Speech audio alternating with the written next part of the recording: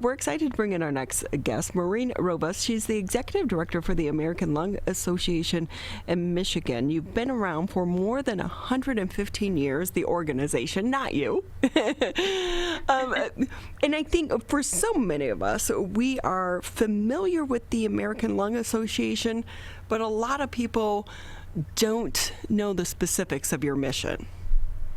So true. I think some recognize the name, but might not know really what we do. And truly, in a nutshell, our goal is to save lives by preventing lung disease and helping those that are impacted by lung disease. And we do that in a number of ways. But, when we think about lung disease, it's from having programs to support tobacco cessation, to funding life-saving research, to making sure those that are impacted with lung disease have information and can help make critical treatment decisions. How do you navigate your mission during the middle of the pandemic? We do know that COVID does have an impact on our lungs.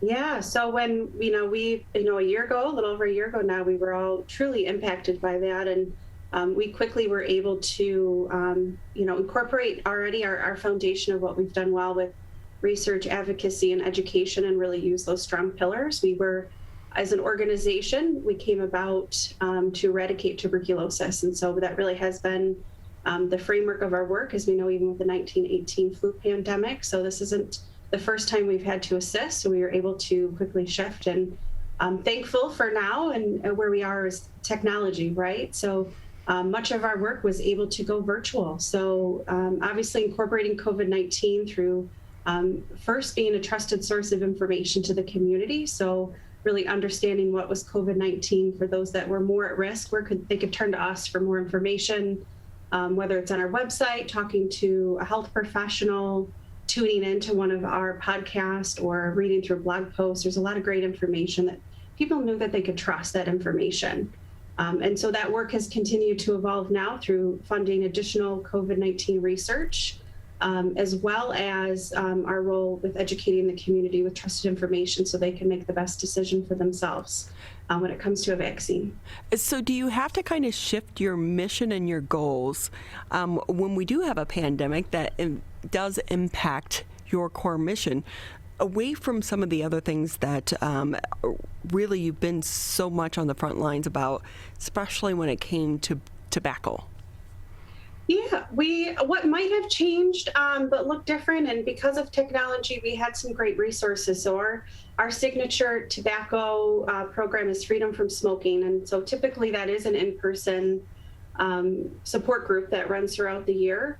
And so we modified that to either become self-paced or online. So even our health partners that we work with execute those programs, such as Henry Ford Health System, pivoted and took that program online to remain a resource. As we know, those who were smokers or are smokers are at a higher risk when they are diagnosed with COVID-19. So we wanted to make sure all those resources are. So our Freedom from Smoking program, we made sure was a top priority in the community so people could get that information. And just like many of our other programs, one of our other signatures are our Better Breathers Clubs, which are in-person support groups. So right now we know they cannot be gathering together in person. And so we were able to create this national network and bring individuals together that way. So sort of even through our education and training, going virtual expanded our outreach. It brought more resources to more people quicker. Because there was this designed program that was thought out and accessible for more people. So in some ways, we grew in our education outreach in the community. Maureen Rovas with us here on the MegaCast. She's the executive director for the American Lung Association here in the state of Michigan. And do you think in one ways with COVID-19, some people are looking at their lifestyles and saying, I have to change something?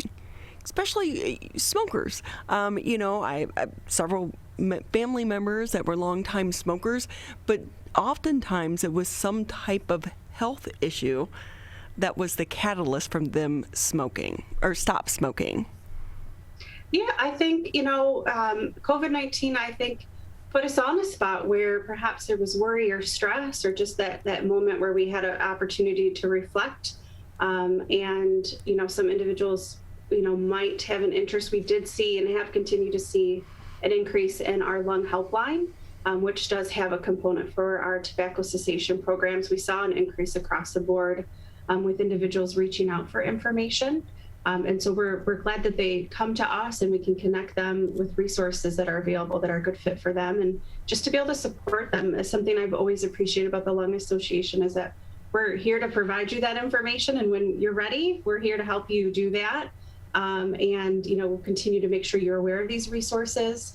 And, with our work with other partnered organizations through the Tobacco Coalition in the state of Michigan, we're able to bring even more awareness to the community. And then even through our campaigns with the Ad Council and things of that nature, we're able to really raise that awareness. So we hope that with just that conversation around lung health in general, I think, it's truly, if you can't breathe, nothing else matters. And we know that as an organization. And so it's really, how can we support anybody with any lung health questions? We want them to reach out to us and connect them with one of our health professionals to help them answer any questions they might have, or what conversations and questions to bring back to their family doctor.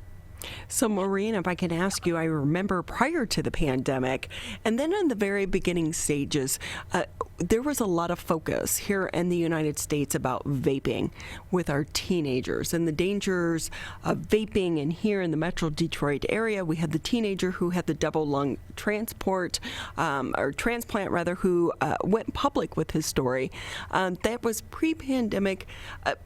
And I know that the American Lung Association has also been an advocate on the front lines with our lawmakers to try to change some of the laws. Where do things stand in that arena? I'm not sure I know the current status, but definitely would invite everybody to connect with us and connect with our advocacy director. We know that is something the coalition continues to be focused on, and even through the pandemic, we did not slow down with our focus on vaping, because even though we might be home more or there might be a more pressing issue, we don't want to see another generation be addicted to tobacco, and that's the risk we're faced with. And so first, it's just really to create tools to help families and schools, open up the conversations and have those resources. So we moved quite forward with our Vape Free School initiative, bringing programs that our schools can incorporate both at the middle school and high school level. And there's educational programs, but there's also programs that are available if we might have some students that might be looking at a suspension or something, that we have an alternative to that. But one of my favorite pieces too that we have is the Vape Talk for parents. So, just to provide some education. I think I was a teenager once and might have been a little sneaky. So if I were in my mom's shoes, this is, what to look for, and then how to get the conversation started, and then what resources for me as a family might I have to support my younger adult or middle schooler who might be looking at vaping or think it's the cool thing to do, and how to help them. Because it could be hard for some parents, because it doesn't have the smell associated with it like tobacco and marijuana. Yeah, and I think we see it from a few fronts of, really we've seen some great nationwide movement with looking at, those flavored tobacco products and eradicating those, right? So first, making it not as pleasurable, hiding the smell, but even just for parents to educate them, sometimes they look like Sharpies or things. So you might not even notice that it's a traditional vape pen.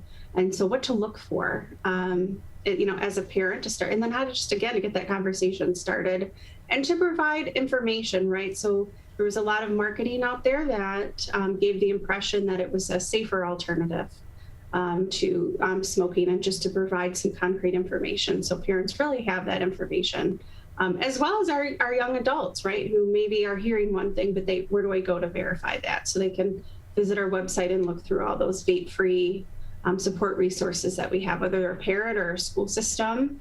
They have those at their hands. Maureen Rovas with us here on the MegaCast, Executive Director for the American Lung Association here in the state of Michigan. One of your big fundraising events every year has been the Fight for Air Climb. I've taken part of it more than my fair share of times when it was at the Rinsen, and I can tell you it's not pleasurable. And, credit to all of the firefighters. We were always a part of the Dearborn Heights Fire Department team. They were gracious enough to allow us to be a part of it. We only did, a portion of it, but for the firefighters that do it in full gear is really amazing to me. But it is a big fundraising event. Is that going to be changing this year? We do know that it stopped being at the Rinson a couple years ago, though. Yeah, with some of the changes there with the hotel and construction, we were in other skyscrapers. So we took that event previously. Last few years, we were at the LI building as well as the One Woodward building.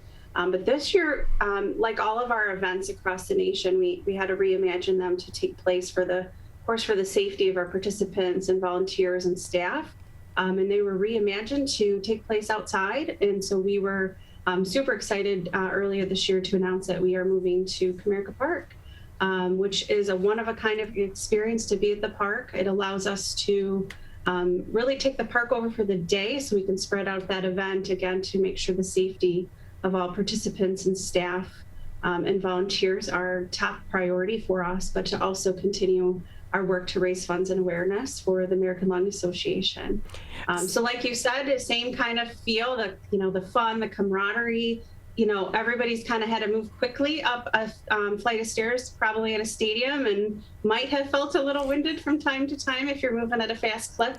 So you know that there's still that athletic challenge. And then, of course, the firefighters continue to be a big part. And you're right, they climb in more than up to 60 pounds is what that gear can weigh. So imagine climbing up and down several flights of stairs with that on. So can people still register, and is it still kind of the team concept that it's been in the years past? Yeah, teams are great, and a team is two people, but if an individual is more than welcome to sign up. We're about 5 weeks out from the event, so spots are filling up quickly. So if somebody is interested, we encourage them to register at climbdetroit.org. But we do have a wait list, so things pop up, schedules change. So even if you've gone to the website and see that we have filled up, we encourage you to still get registered on the waiting list. Every year we have a few people who have a schedule change, and we want to make sure we open those spots up for you. But it's a really cool experience. So participants will be entering in the park and kind of weaving their way up and down throughout the stadium. Our traditional climbers will be tackling the lower bowl, and then our firefighters will be tackling the 200 and 300 levels, so that upper level of Comerica Park. So it'll be a really cool experience for them too. Plus you get a cool medal. Cool medal every year. That is the most coveted piece. It's all about the medal. And all about the medal. And it's a really neat experience to be at the ballpark and really kind of have that to yourself. So we've obviously been on site a few times in our planning, and it's super fun. And it'll still have that same energy and excitement. And we do hope that individuals will sign up with the team. It's a great thing to do with your family or friends. Maureen, we so appreciate your time. Yes, well, thanks for having us.